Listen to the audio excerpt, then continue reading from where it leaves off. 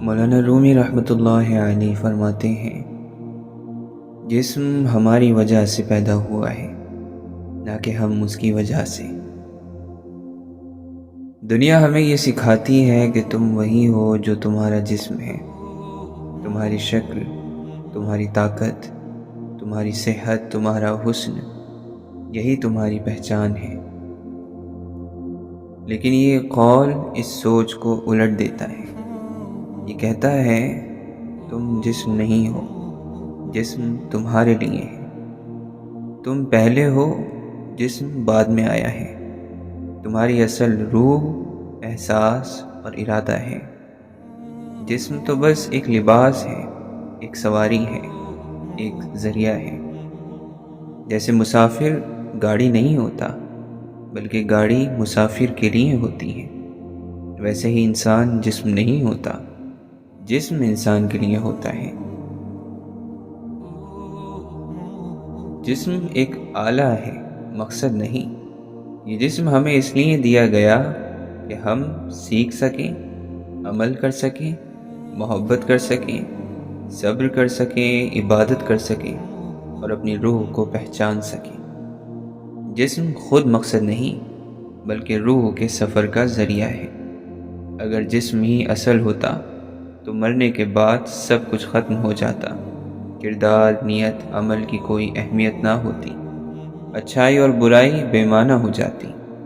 لیکن حقیقت یہ ہے کہ جسم مٹی میں چلا جاتا ہے اور ہم، یعنی ہماری نیت، عمل، روح باقی رہتی ہے۔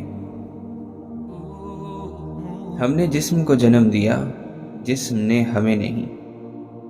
یہ بات ظاہری طور پر عجیب لگتی ہے، مگر ذرا گہرائی سے سوچیں۔ جب بچہ ماں کے پیٹ میں ہوتا ہے تو جسم خود بخود بنتا ہے۔ کون بنا رہا ہوتا ہے؟ کون اس دل کو دھڑکا رہا ہوتا ہے؟ کون اس آنکھ کو شکل دے رہا ہوتا ہے؟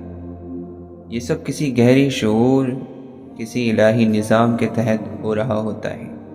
یعنی پہلے زندگی کا ارادہ آتا ہے، پھر جسم اس ارادے کے مطابق ڈھلتا ہے۔ اس لیے کہا گیا، ہم جسم کی وجہ سے نہیں ہیں، جسم ہماری وجہ سے ہے۔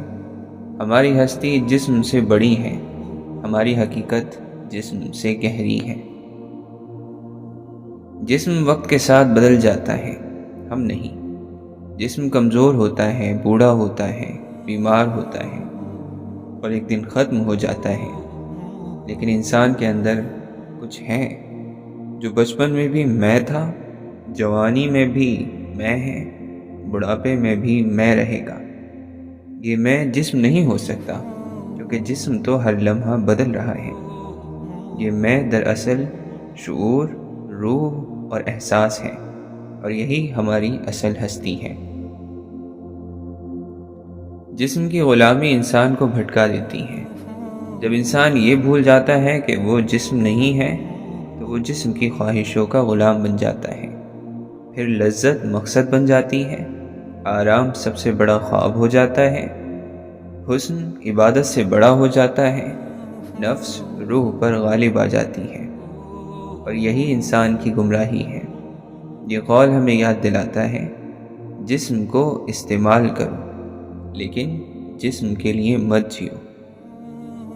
روح کا جاگ جانا اصل آزادی ہے۔ جب انسان یہ سمجھ لیتا ہے کہ میں جسم نہیں ہوں، جسم میرے لیے ہے، تو اس کے اندر ایک عجیب آزادی آ جاتی ہے۔ پھر وہ بیماری میں بھی ٹوٹتا نہیں، بڑھاپے سے ڈرتا نہیں، موت کو انجام نہیں، واپسی سمجھتا ہے، کیونکہ وہ جان لیتا ہے کہ جسم تو بس ایک مرحلہ تھا، سفر اصل میں کہیں اور جا رہا ہے۔ یہ قول ہمیں آئینے کے سامنے لا کھڑا کرتا ہے اور پوچھتا ہے، کیا تم جسم کے لیے جی رہے ہو یا جسم کو روح کے لیے استعمال کر رہے ہو؟